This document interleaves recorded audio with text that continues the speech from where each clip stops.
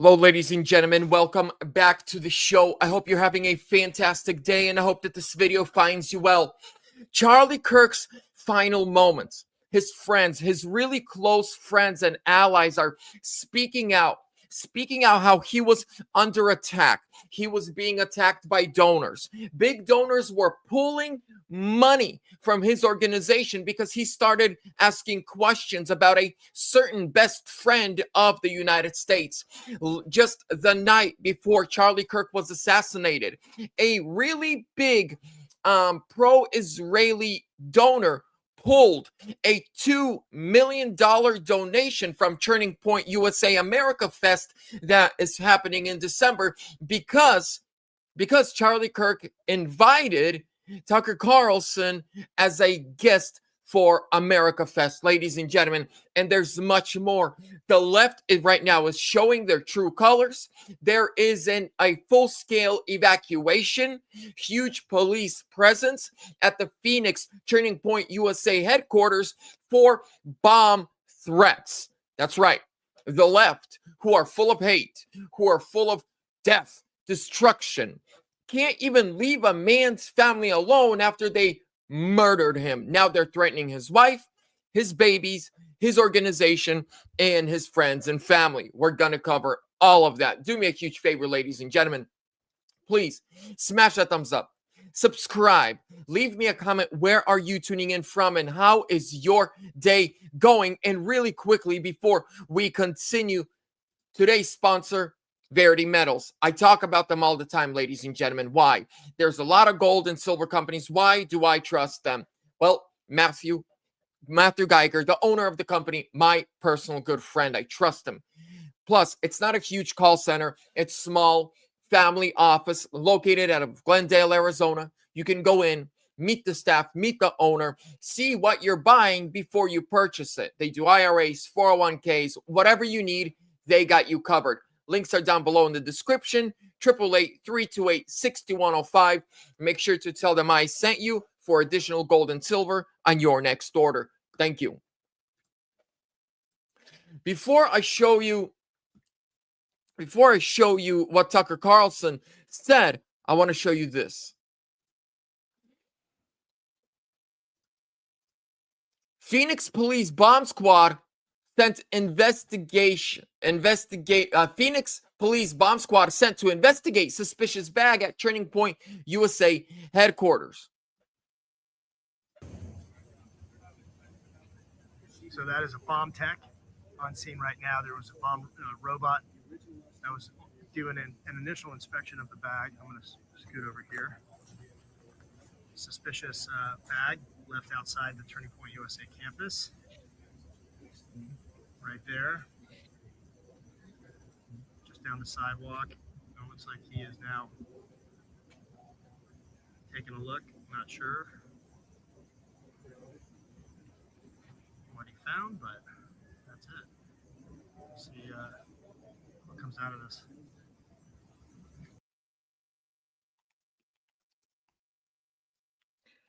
Now, like I just said, they, for some reason, can't even leave the family alone. Bomb threats, bomb squads. I mean, think of Erica and what she's going through and everything that's happening.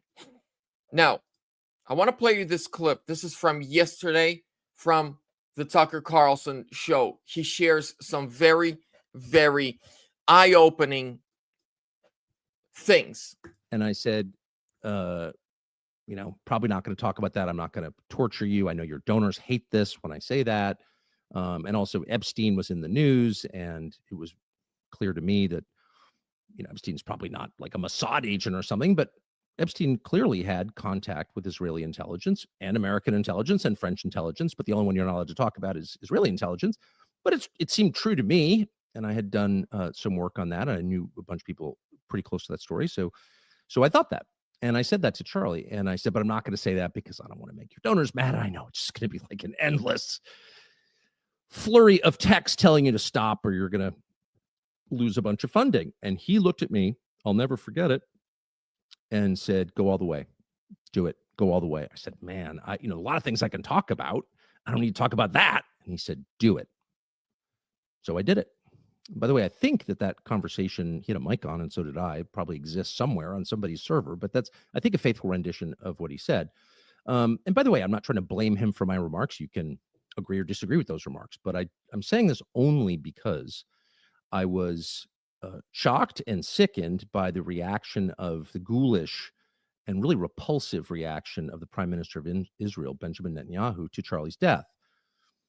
Basically made it all about him and all about his country, immediately trying to take the energy, the sadness, the grief that people felt over Charlie's murder and redirect it towards support for whatever project he's involved in.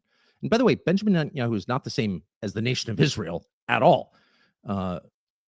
Bibi is despised by many people in Israel. And if you know people who live there, you know that that's true. There are huge divisions within the Israeli government. I mean, there are certain parts of the intel world in Israel that do not. I have cousins that live in Israel. Bibi Netanyahu is not a popular leader. Just last weekend, there was a anti-Bibi protest all across Israel with nearly 200,000 people who took to the streets. Now think about this. In a country where 9 million people live, 200,000, that's massive. Not support some things that Benjamin Netanyahu has done recently. So it's not the same as attacking Israel, attacking Bibi, but I don't think I've ever seen anything lower than his attempt to hijack Charlie's memory and use it for his own political ends, particularly because what he said was completely untrue. Charlie didn't hate Jews. He loved Jews. He had tons of friends who were Jews. He loved the state of Israel. He loved going there. He did not like Bibi Netanyahu, and he said that to me many times, and he said it to people around him many times. He felt that Bibi Netanyahu was a very destructive force. He was appalled by what was happening in Gaza.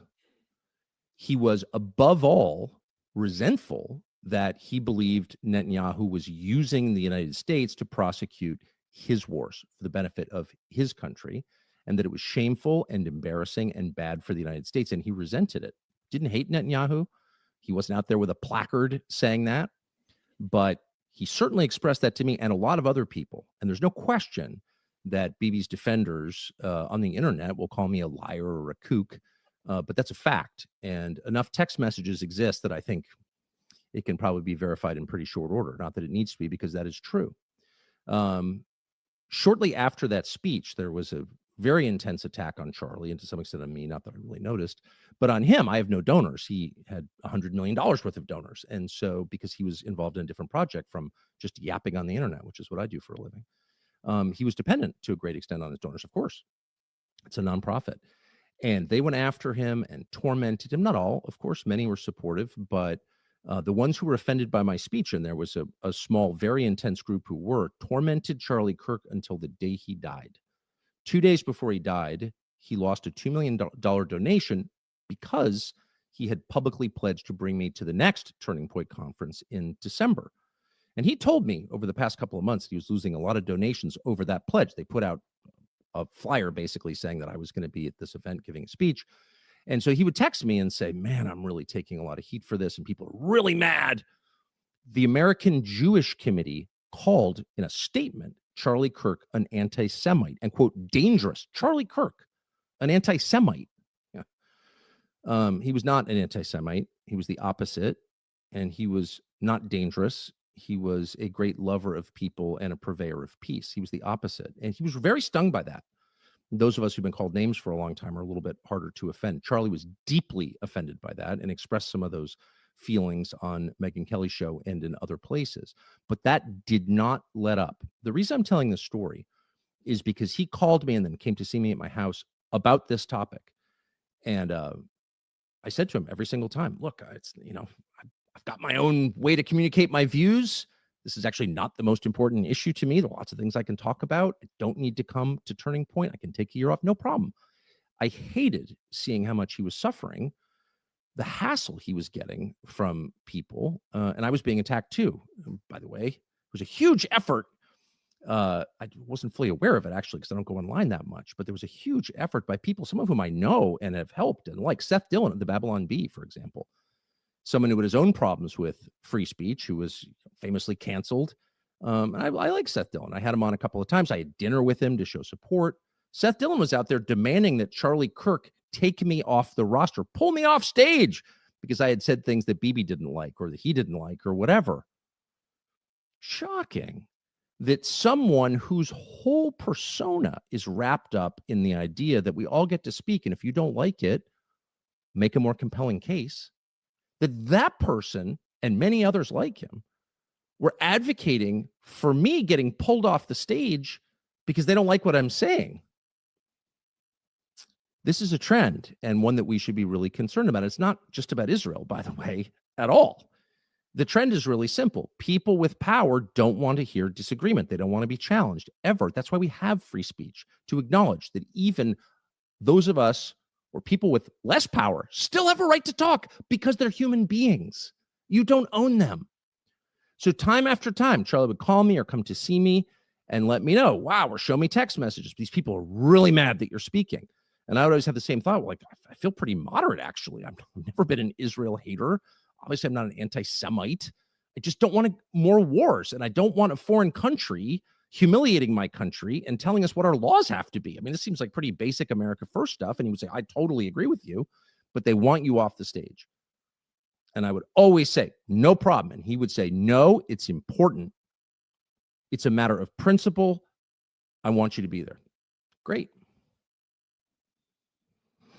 By the way, I'm not accusing anyone of being involved in that murder. I'm not trying to mutter. Here's what I want to, why I decided this is why I decided to go live and play this clip for you. The last couple of weeks of Charlie Kirk's life, he was being tormented. Less than a week before his assassination, he did a show with Megyn Kelly where he picks up his phone and says, I have text messages here from people that I've known over a decade, donors, friends, calling me a anti-Israel, an anti-Semite, an Israel hater for asking questions.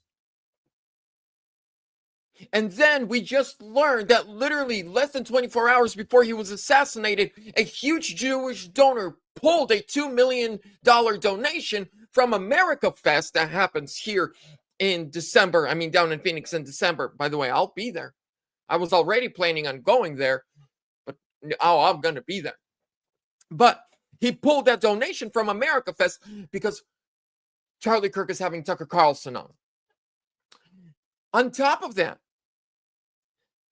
Candace Owens did a podcast last night where she said she has in her phone proof and that she will soon release everything to the internet. So I'm taking it with a grain of salt. But this is what she said. She said her and Charlie talked about this. You guys do know that nobody, if excluding Erica Kirk, nobody knew Charlie Kirk like Candace Owens. You know, they started together when they were like 17 years old. They are friends from 15 years ago. There are pictures of them when they're high school age together. Nobody knew Charlie Kirk outside of his wife and family like Candace Owens. And Candace Owens said that Charlie Kirk told her, and she has the text message conversation between her and him to prove that 2 weeks ago, people from Bibi's office flew in to see Charlie, and they offered him a $150 million check to stop asking questions about Bibi, the foreign wars, and everything involved Israel. And I believe it. Do you think, now again, I love Israel. I love all people. But I don't like Bibi. Do you guys think we can be best friends? You know how many people say that's our closest ally. Can we be closest ally with a country that does not like free speech here, that tells us how to run our free speech? What do you think? Are our values the same? Do we stand on the same principles? Barwatch, yeah, brother. They silenced him. Charlie was a major influence on the Z, and millennial generation. Amen. Amen. Now, was there some kind of LARP situation going on where the kid was, you know, who knows what happened? But I'm telling you this, there's a group of really, I'm not saying they assassinated him or they played a role, but I'll tell you this, there's, and if you look, as soon as Charlie passed away, BB goes on Fox, goes on X, and makes it all about Israel. All about Israel. Instead, like, when a friend dies, don't make it about you if that's really your friend. If you're not a sociopath who craves attention, you're not going to make a friend's death about you. Unless you're a psychopath and everything and the world revolves around you according to your thinking, you're not going to make another person's death about you. But Bibi did. He made it all about himself and Israel. Go read his posts. Go watch the interview he did right away. And now we're learning that he was, and not only that, but Charlie admitted. Let me see if I can find the video really quickly. Let me search Charlie Kirk, Megyn Kelly.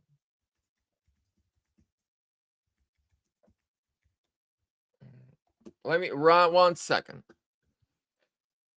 I should be able to find it. 1 second. I'll pull up the screen. I hope I can.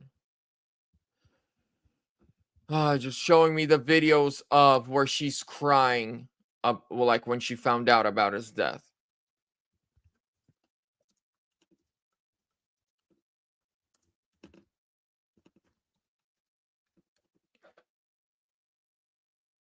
Here we go. I found it, ladies and gentlemen. I found it.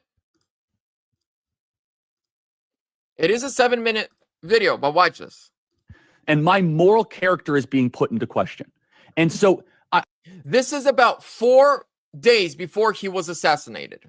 I think it's a hyper paranoid, like we're just going to try to, we're going to just stamp out everything type of practice. But it goes to the point where if, for example, if I have less ability sometimes online to criticize the Israeli government without backlash than actual Israelis do.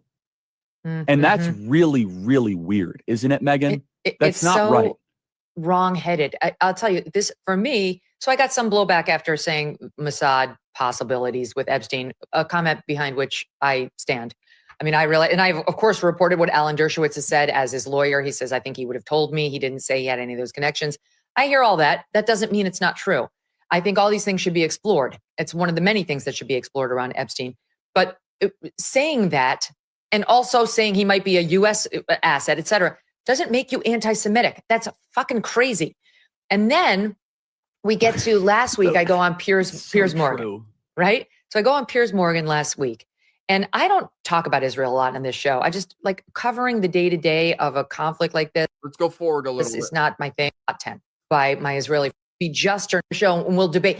There's nothing to debate. I'm friends who through you. I don't do the best. So have to see it exactly as we see it and support everything, or you're against us. So this is so important, Megyn. And again, I don't want you cannot say everyone in the pro-Israel, and I don't say it, acts that way. But I got texts about you, Megyn, saying, why is Megyn like doing the bidding of Hamas? I was like, what are you talking about? Megyn's the best. Like what? She's amazing. And I said, why are you texting me about Megyn?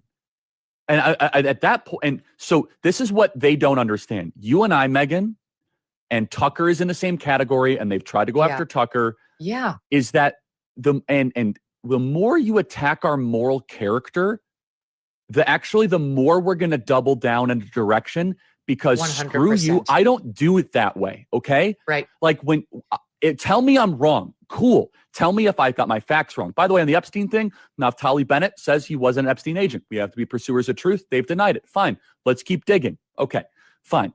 But the thing that I think is being lost is like on some part of the population, you can scold them into silence, right?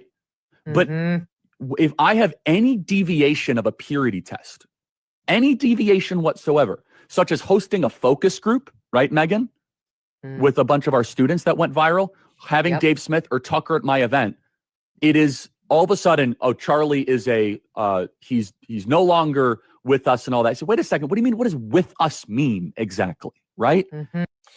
And Charlie Kirk suffered through that. It's like, now the conservatives are doing what the Democrats did when we said, hey, when the Russia-Ukraine war started and we were like, let's talk to the other side. Oh, that means you're on their side. And we're like, that's stupid. Ladies and gentlemen, well, I'm not a cute turd, so I'm not. Arrest coming next week. I do believe arrest will happen, but not according to the way Q says, or next week.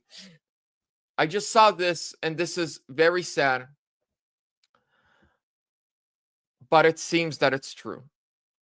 It seems that yesterday was their plan. Charlie Kirk and Erica Kirk yesterday were supposed to announce their pregnancy. This is the huge speculation because of the posts she was making on Instagram.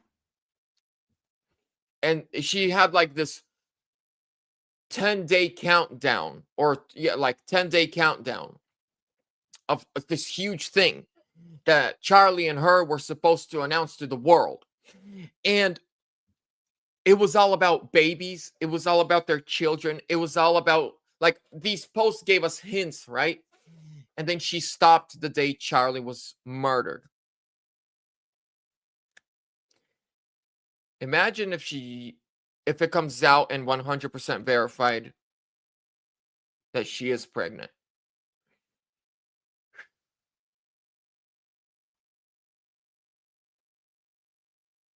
The Democrats did this. The media did this.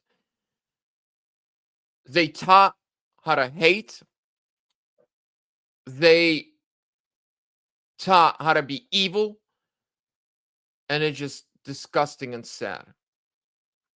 It's disgusting. It's absolutely disgusting what the media and what the left did.